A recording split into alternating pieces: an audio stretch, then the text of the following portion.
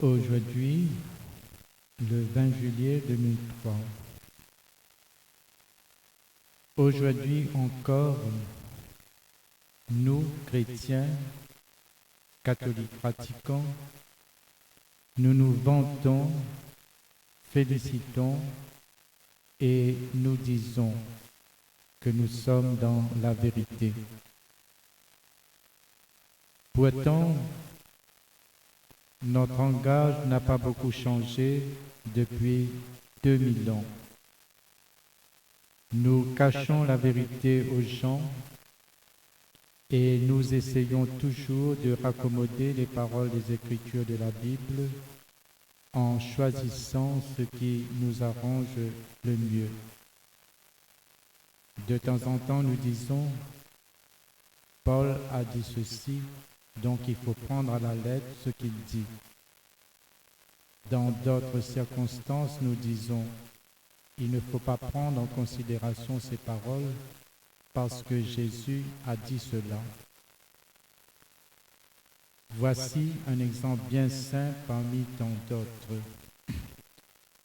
Paul, malgré qu'il n'était pas témoin de la scène du Seigneur la veille de sa mort, étant donné qu'il était son ennemi, déclare ceci dans ses Écritures. Jésus a dit « Prenez et mangez, prenez et buvez, ceci est mon corps et mon sang, faites cela en mémoire de moi. » Paul est le seul à dire que Jésus a dit « Faites cela en mémoire de moi ». Aujourd'hui, nous pouvons nous poser la question suivante. Où Paul a-t-il puisé ses renseignements, étant donné que tous les autres disciples n'ont rien dit à ce sujet, et lui n'a jamais été présent ce soir-là? Et quand Paul dit que nous devons abstenir de manger du porc et de la viande non saignée et du sang, nous prenons comme prétexte Jésus a dit ce n'est pas ce qui rentre de la bouche de l'homme peut lui rendre impur, mais ce qui sort de sa bouche. Effectivement, Jésus a dit beaucoup de choses.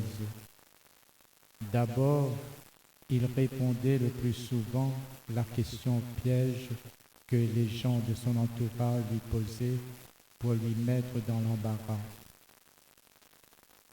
Ensuite, dans son enseignement, il a dit également « Je ne suis pas venu abolir la loi, mais la rendre parfaite. »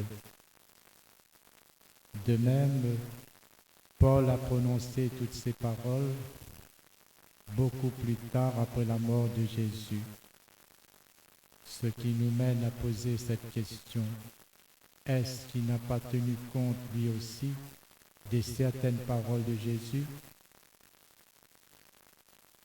Luc aussi a tenu le même langage que Paul dans son évangile. Nous pouvons également nous poser la même question, où il a puisé ses renseignements, étant donné que nous savons très bien que lui aussi n'était pas disciple de Jésus et qu'il n'était pas présent au moment du dernier repas de Jésus. Donc, il a probablement puisé ses renseignements des paroles et des écrits de Paul, étant donné qu'il était son compagnon de route et qu'il a passé une bonne partie de sa vie avec lui. Quand Jésus dit « Je suis l'agneau de Dieu », est-ce qu'il est un agneau que nous pouvons égorger et manger? Quand il dit « Je suis le chemin, la voie », est-ce qu'il est une route que nous pouvons circuler avec une voiture et piétiner? Quand il dit « Je suis la lumière du monde. Est-ce qu'il est l'ampoule qui éclaire la route et nos maisons? Toutes ces paroles ne symbolisent-elles pas quelque chose?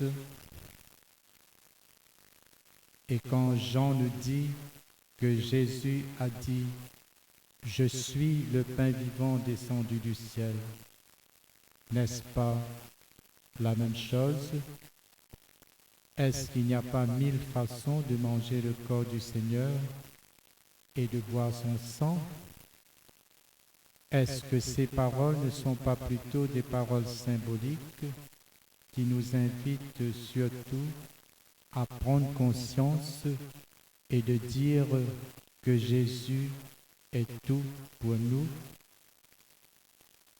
Le chemin qui conduit au Père, la lumière qui éclaire cette route pour arriver vers le Père, la nourriture qui nous donne de la force pour pouvoir tenir bon afin de prendre cette route qui nous conduira au Père.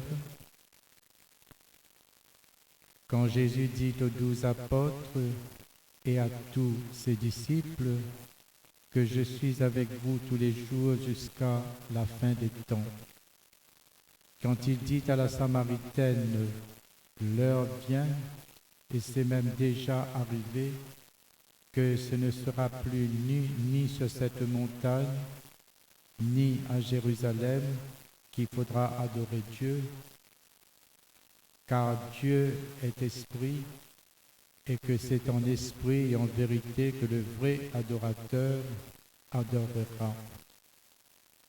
Est-ce que ces paroles ne sont pas encore d'actualité aujourd'hui pour nous, qui a tendance d'enfermer égoïsement Dieu dans nos églises, alors que Jésus nous dit encore, quand il a dit, comme il a dit à la Samaritaine, ce n'est ni dans cette église, ni dans aucun lieu que le vrai adorateur adorera Dieu.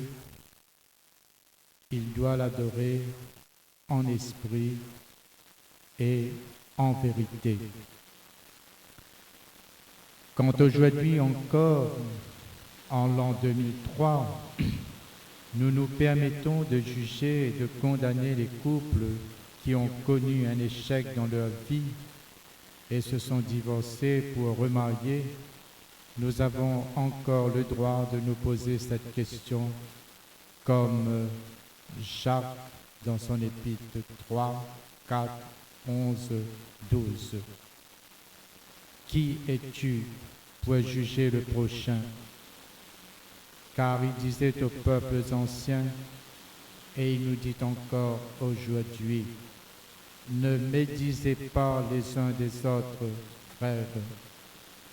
Celui qui médit d'un frère ou juge son frère, médit d'une loi et juge une loi. Mais si tu juges une loi, tu agis en juge et non en réalisateur de la loi.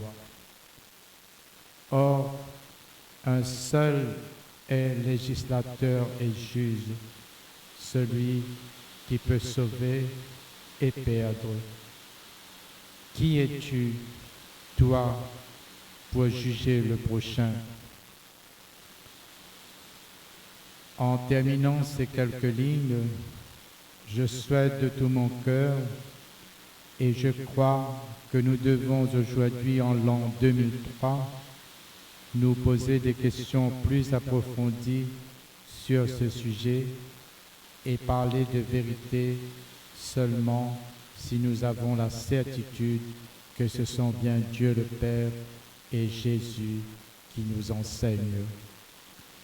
Car très souvent, nous faisons de la parole des hommes, parole du Seigneur Tout-Puissant, et nous nous permettons de juger et de condamner notre prochain en raccommodant la parole des hommes à celle de Dieu.